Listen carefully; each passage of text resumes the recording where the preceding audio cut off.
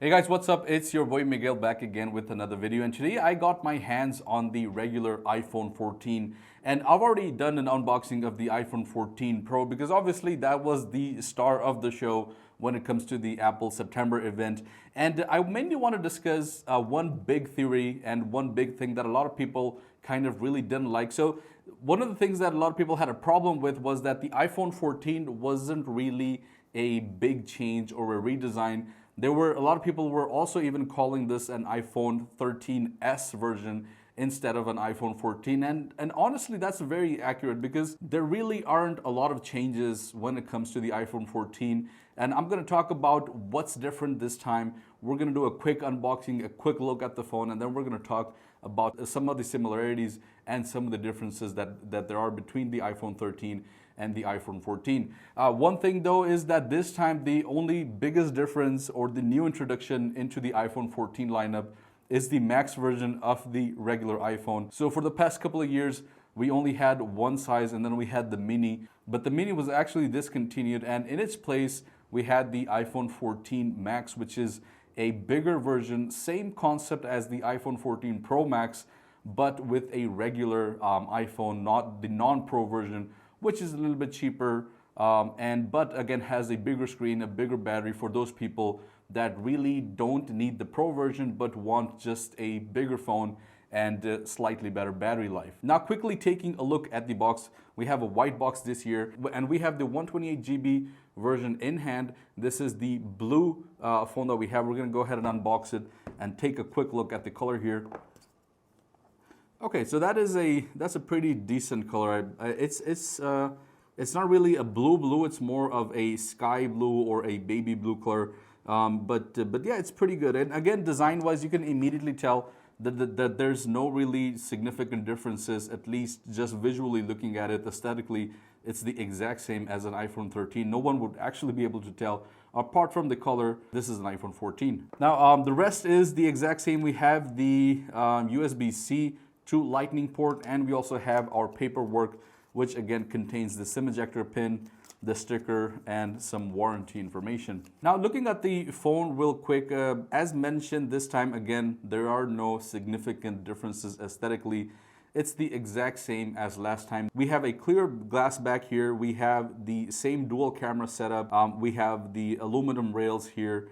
I think there is a slightly difference here when it comes to the notch. I think it's slightly, just very slightly smaller than last year's iPhone 13. And I'm gonna go ahead and set up this phone real quick, and then I'll show you guys some of the differences here. Now that I've set up this phone, I'm gonna go ahead and talk about some of the similarities that we have between the previous iPhone 13 and the iPhone 14. I think mostly there are very minute differences that a lot of people would not consider upgrading. So if you already have an iPhone 13 regular, I would never ask you or recommend to buy the iPhone 14. But if you're getting into the iPhone market for the first time, or if you don't have, or if let's say you have something like an iPhone 10 or something lower than that, then it's a really good phone for everyday use. And one of the biggest differences I would say is when it comes to the repairability of the iPhones. So unlike the previous iPhones, the repairability was really, a hassle, to be honest, in easy words, because there was a lot of complications when it came to the repairability. For let's say that glass broke, you had to completely break the glass and then put in a new back. This time, the repairability option is quite different, where you can actually take the complete panel off this time. So there's a lot of differences here. That's, I think, the biggest difference when it comes to the iPhone 14 and the last year's iPhone 13. Apart from that, performance-wise, there's not really too many differences. It still has last year's A15 Bionic chip, but there is an addition of a GPU core, and there's also 6 gigs of RAM here this time instead of last year's 4 gigs of RAM. So yes, you are going to see a little bit of a difference. It's not going to be something that's going to be overwhelmingly different or something that you're gonna maybe notice too much, but it's not. A lot of people say that it's the exact same phone as last year. I think that is a wrong statement. There are slight differences here and there, and overall it is slightly improved. When it comes to the camera, you have again a dual camera setup on the back, and you also have the same resolution, so 12 megapixels for both of the cameras, but this time Apple added the word advanced dual camera system instead of just a dual camera system.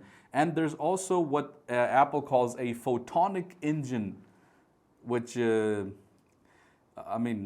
don't know how good it is or how much better it actually makes your photos, but yeah, there is an addition of a photonic engine this time that's going to be added into the software of the camera app. There's also a little bit of a difference when it comes to the cinematic mode. So last year on the iPhone 13, you had the option of 1080p with 30 FPS. This time you have the option of 4K with 30 FPS as well. So there is a little bit of a difference there as well. A few more differences. If you're buying the American version, you're not going to have a SIM tray, but because this is not the American version, you do have a SIM tray here. This time, Apple also added a crash detection system, which means that if you have been in an accident, your iPhone will be able to detect and also call emergency services and ask you, kind of like the same thing where your Apple Watch had fall detection, but obviously this is a more extreme level, and I think it requires more extreme levels of pressure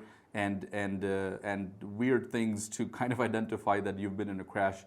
So that's the addition. That's one of the additions. The other main addition is the addition of satellite communication, which is also available across the complete iPhone 14 lineup, including the regular ones and also the Pro. So that's one of the biggest. These are, I would say, most of the biggest differences when it comes to the iPhone 14 versus the iPhone 13. When it comes to the price, the iPhone 14 regular, I have the 128 gig in hand.